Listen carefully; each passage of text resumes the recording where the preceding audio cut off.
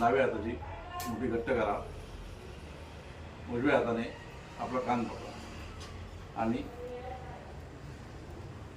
1 2 3 4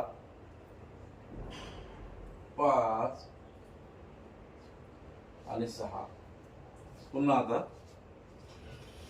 डाव्या हाताने आपला कान पकडा, उजव्या हाताची मुठी घट्ट करा आणि 1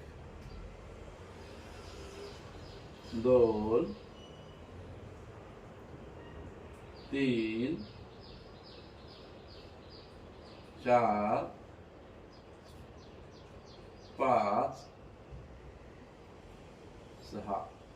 जेवढा हात आपला दोन्हीकडे डावीकडे आणि उजवीकडे जेवढा नेता येईल तेवढाच न्या.